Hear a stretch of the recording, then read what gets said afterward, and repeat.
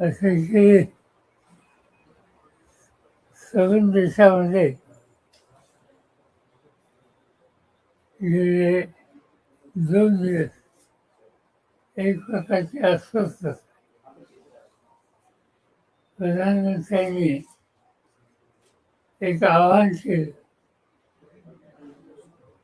आणि त्याची चर्चा सर्वत्र होते. जे काही प्रधानमंत्र्यांनी सांगितलं त्याची नोंद ही सगळ्यांनी घेतली पाहिजे. मी प्रधानमंत्र्यांचं स्टेटमेंट आल्यानंतर मी विनंती केली की प्रश्न गंभीर आहे, स्थिती गंभीर आहे आणि अशा वेळेला देशाच्या सगळ्या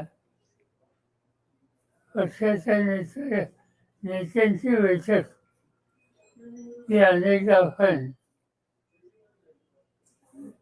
क्रायसिस असला तर दिल्लीला बोलवतो तशी बोलवावी आणि त्याला प्रधानमंत्र्यांनी स्वतः हजर राहावं. तर याच्या आधी गेले 3-4 वर्षात सर्व पक्षीय बैठका या झाल्या, पण त्याच्या एकाही बैठकीला प्रधानमंत्री नसते. कधी राजनाथ सिंग होते, कधी आणखी कोणी होते. पण एकंदर अर्थव्यवस्थेवर किती गंभीर परिणाम होईल हे जे मुख्यमंत्री प्रधानमंत्री सांगायचं व्यक्त करतायत त्याची तितक्याच गांभीर्यानं सगळ्यांनी नोंद घ्यावी आणि त्यासाठी त्यांची उपस्थिती ही अत्यंत महत्त्वाची आहे. हे माहिती नाही आता हे किती दिवस टिकणार आहे आणि ते सिंबॉलिक 1 दिवसासाठी 2 दिवसासाठी असेल तर काही फरक पडणार नाही. आणि खरंच पाहणार म्हणजे आता आज मी पाहिलं देवेंद्र फडणवीस मंत्रालयामध्ये मोटरसायकलवरून आले.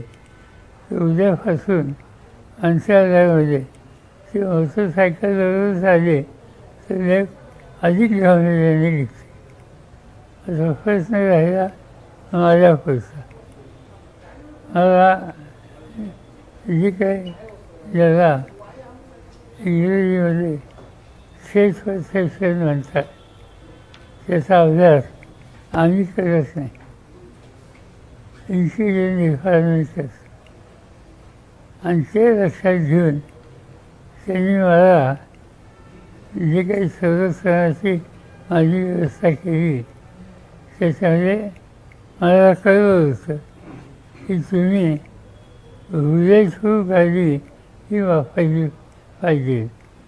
आणि बुलेटप्रूफ गाडी मला पाठवली, मुंबईला पाठवली, दिल्लीला पाठवली, इथं पाठवली. पण मी त्यांना विनंती केली की मला आवश्यकता नाही आहे.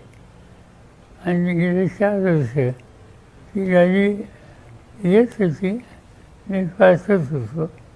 आता ती पाठवत नाही आहे.